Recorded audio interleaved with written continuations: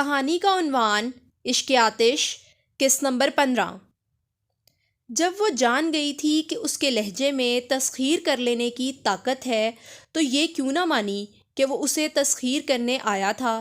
وہ لاؤنج میں آئی اور بنا کسی طرف دیکھے سیدھی اپنے کمرے میں جانے کے لیے دوسرے دروازے کی طرف بڑھ گئی۔ ملیحہ اپنا نام سن کر وہ پلٹی۔ لاؤنج کے صوفوں پر بابا جان اور ملک ناصر آمنے سامنے بیٹھے تھے اور ٹیبل پر شطرنج کی بساط بچھی تھی۔ بیٹی ذرا ہمارے پاس تو آؤ، اسے آواز دینے والے ملک ناصر اب اسے بلا رہے تھے۔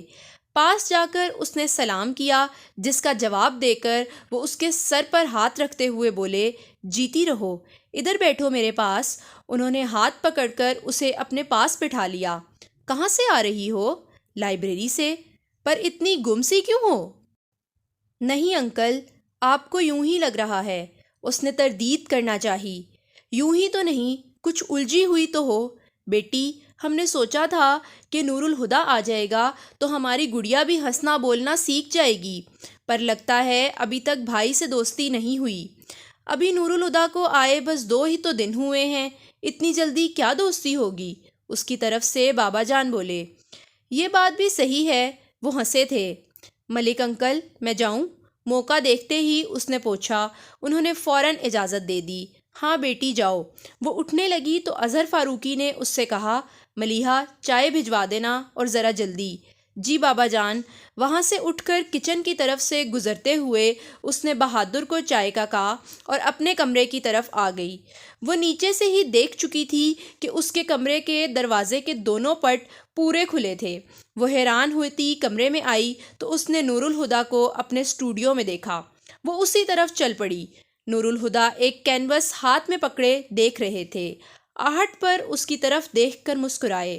ملیحہ کو بالکل توقع نہیں تھی کہ وہ اس کی غیر موجودگی میں اس کے کمرے میں آ جائیں گے، مگر انہیں جیسے پرواہ ہی نہیں تھی۔ کہنے لگے، تم نے بتایا نہیں تم پینٹنگ کرتی ہو، اور نہ کبھی بابا جان نے ذکر کیا۔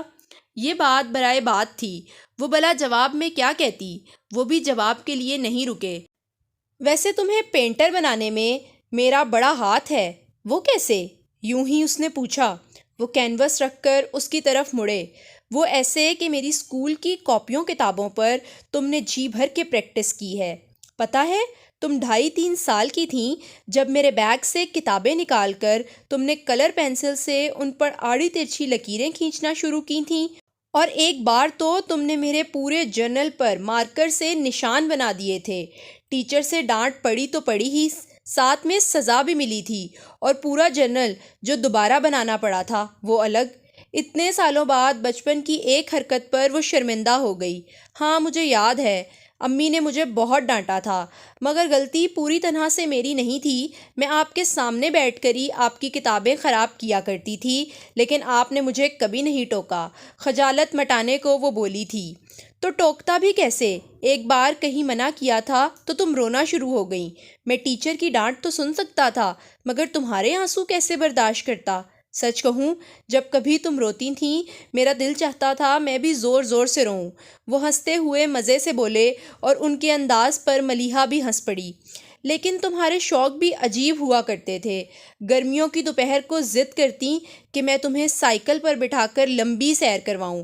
آئس کریم کی فرمائش سردیوں کے لیے مخصوص تھی۔ مجھے تو تمہارے دانتوں کو صحیح سلامت دیکھ کر حیرت ہو رہی ہے۔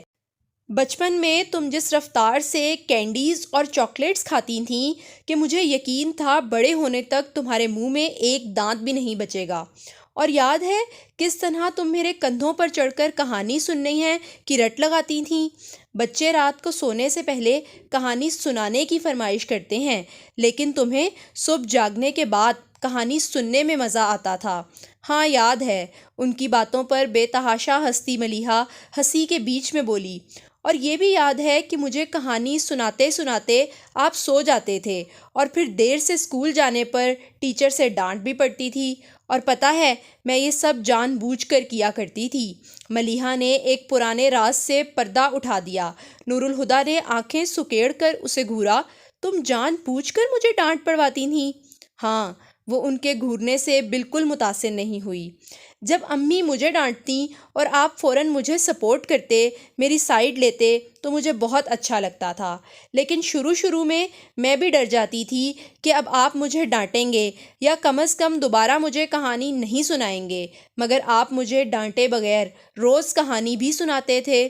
تمہیں کوئی کچھ نہ کہے اس لیے میں سب کچھ خود پر لے لیتا اور تم اس بات کا مزہ لیتی تھیں۔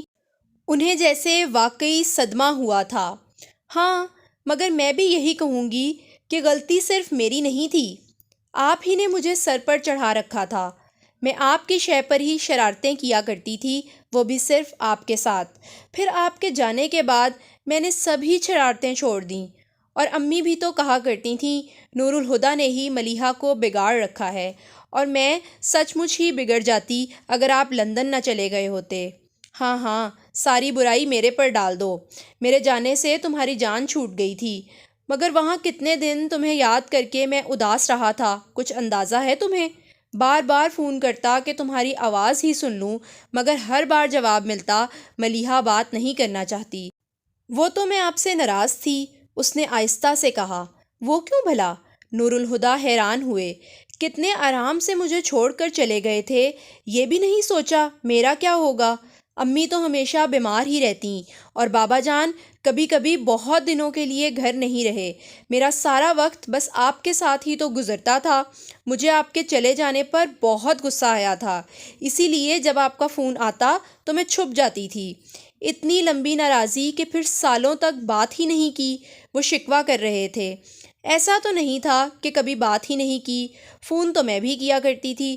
ہاں، سال میں ایک بار، ایسی بھی کیا ناراضی؟ ناراضی تو بس شروع کے کچھ مہینوں تک ہی تھی، مگر پھر بہلنے کے ساتھ ساتھ میں آپ کو بھول بھی گئی تھی۔ بھلا تب میری عمر ہی کیا تھی؟ 6 یا شاید 7 سال؟ بہت جلد ہی اجنبی ہو گئے تھے آپ، اسی لیے آپ سے فون پر بات نہیں کر پاتی تھی۔ جانتا تھا تم مجھے بھول چکی ہو۔ وہ اچانک ہی سنجیدہ ہو گئے تھے۔ ملیحہ کو اچانک ہی احساس ہوا کہ وہ جان بوجھ کر اس کے بچپن کے حوالے سے بات کر رہے تھے، اور اسے پتہ بھی نہیں چلا کہ کس طرح باتوں باتوں میں وہ ان سے بے تکلف ہو گئی تھی۔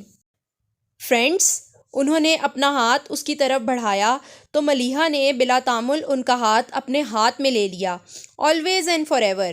انہوں نے پل بھر کو اس کا ہاتھ تھام کر چھوڑتے ہوئے ایک پیکٹ اٹھا کر اس کی طرف بڑھایا۔ یہ وہی پیکٹ تھا جو ملیحہ اس دن ان کے سامان میں دیکھ چکی تھی۔ پرانی دوستی کی نئی شروعات کے لیے انہوں نے مسکرا کر اسے دیکھتے ہوئے کہا تو اس نے بھی ایک مسکراہٹ کے ساتھ پیکٹ ان کے ہاتھ سے ہی لے لیا۔ تھینک یو ہادی بھائی۔ اوہ گاڈ، وہ بے پناہ خوشی کا اظہار کرتے ہوئے بولے۔ کان ترس گئے تھے اس طرز خطاب کو سننے کے لیے۔ وہ خجل سی ہو گئی۔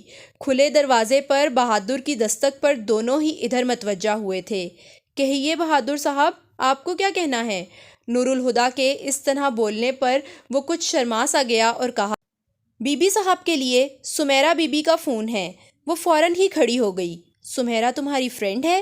ہاں، اس نے کہا، پھر خیال آنے پر بتایا، لیکن میری کزن بھی ہے، افتخار ماموں کی بیٹی۔ اچھا، انہوں نے کہا، اور وہ جھٹ پٹ فون سننے کے لیے کمرے سے نکل گئی۔